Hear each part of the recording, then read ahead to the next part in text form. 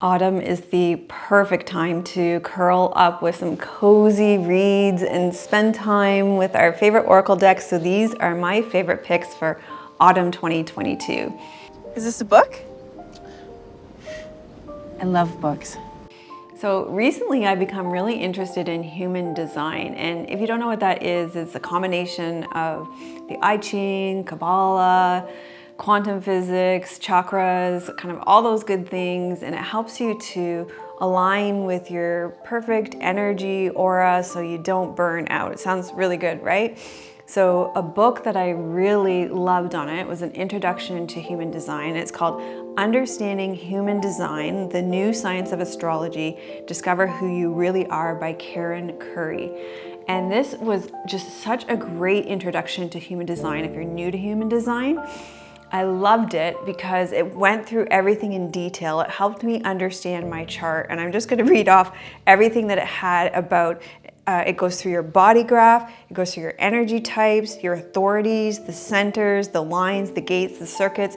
When you first get into human design, there's like so much to understand. And it went step by step and it made it easy to understand. So for a beginner, it was a great book as an entryway in. And I just love how Karen Curry makes it accessible.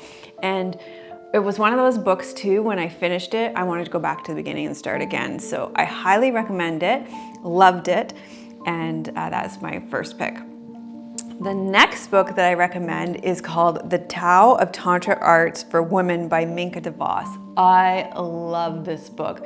In fact, I loved it so much, I'm probably gonna get it in a hard copy. I have it on my Kindle right now. I wanna have it for beside my bedside table because it's kind of like a reference book.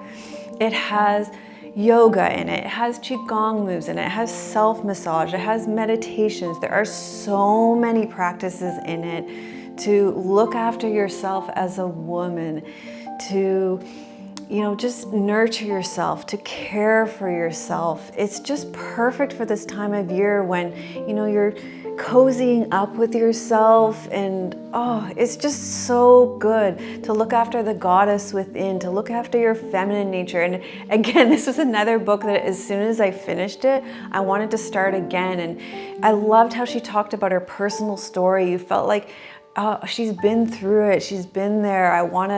I've been through it. I can relate to her. So I love this book. I love books. As we go into this yin feminine season of autumn, I think that this is a book that you definitely want on your bedside table, and I would recommend the actual physical copy because I think it's just going to be easier to flip through. I think I might read a book before bed tonight.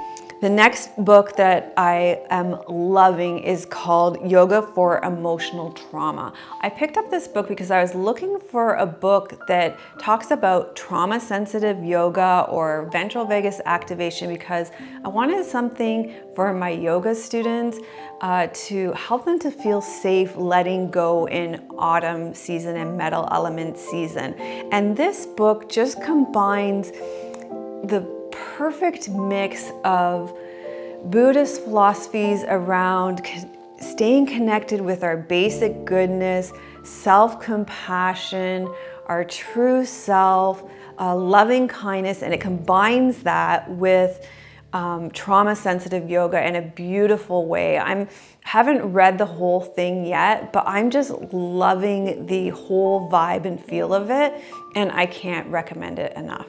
The vibe, the hat, the thing, you look amazing. But the next book that I recommend is called Womb Wisdom, Awakening the Creative and Forgotten Powers of the Feminine. I am in love with this book. This book talks about the womb as just this powerful portal of wisdom, of intuition, of creativity.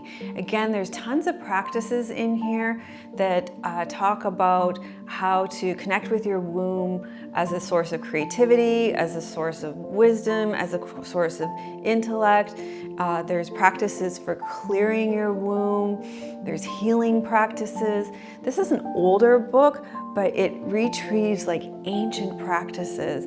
And again, this was another book that as soon as I finished, I just wanted to go back and read it all again because it was just such a gorgeous experience of connecting with my inner goddess, my inner divine, and I loved it so much. It's just, I can't recommend it enough. I loved it so much. And then a few years ago, we accidentally sold it in a garage sale. Okay, now for a physical book. This book is called Trusting the Gold, Uncovering Your Natural Goodness by Tara Brach, who requires no introduction. I'm sure many of you listen to her podcast. She is a Buddhist teacher. I just thought this was a great book for metal element season, for autumn, when we're turning inwards to connect with our inner gold, our precious gem. This book is divided into 3 sections. It's divided into truth, love, and freedom. And each section has like short reflections, short contemplative stories, which are beautiful. I love the contemplations at the end. The other thing that's really beautiful about this book are the watercolor paintings. And the one thing that I find that I'm really taking away from this book are the short little mantras. That's what I'm wanting to go back and pull out. That's the gold for me in this book. There are little mantras like, the boundary to what I can accept is the boundary to my freedom. So those are the gems in this book. It's a nice little book to have by your bedside table to read at the end of the day. These are my favorite books and oracle decks, but I'd love to get your recommendations. Let me know your favorite books and oracle decks that you're cozying up with this fall. Subscribe also if you're enjoying these videos and you'd like more like this on my channel. Okay, moving into oracle decks. This oracle deck, Sacred Cycles Oracle, has been an absolute favorite. It was one that I picked up after having it on my wish list for a long time. It has all different kinds of cycles in it.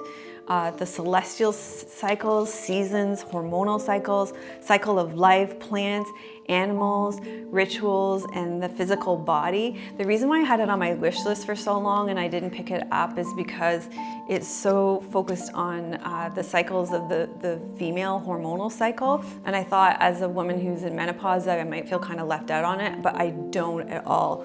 I love the colors of this deck. They kind of give me the autumnal vibes.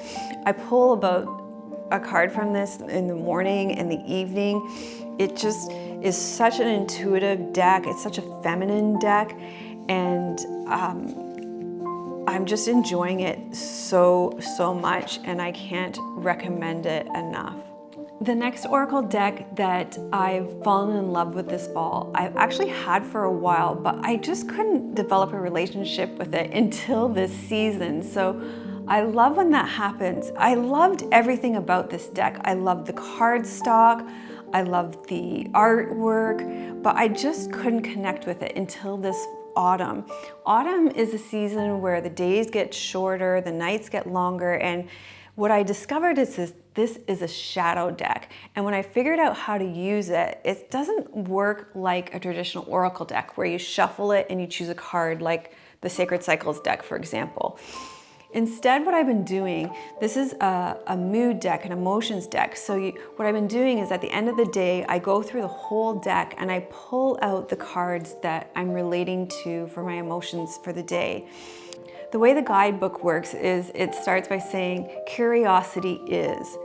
And so what I do is I go through the cards that I've chosen and I look at, so for example, if I've chosen presence, I'll say, presence is, and I'll look at the card and I'll say what presence means to me for the day. And it's just a great way for me to personally connect with my emotions at the end of the day, or what the emotional tone of the day has been. And it has a really nice balance of positive and negative emotions. There are no bad emotions, but it allows you to connect with the full spectrum of emotions. And I am just loving connecting with this deck at this time. Another deck that I have been absolutely loving, I love everything about this deck, is the Wisdom of the Shadow Oracle. What I love about this deck is both the guidebook and the cards. The artwork is fantastic. There's so much material in the guidebook that talks to you about how to use the deck. In fact, this guidebook showed me how to use the Reclaim Oracle because it taught me how to use a shadow deck. So I use it the same way as I'm using the Reclaim Oracle. So I go through it, I look at the artwork, I see what cards sort of pull me in or repel me. And then I go through the guidebook and there's great contemplations and journaling questions, and I journal around the shadow aspects of those cards. So it's a really beautiful, contemplative, reflective journaling deck for this time of year.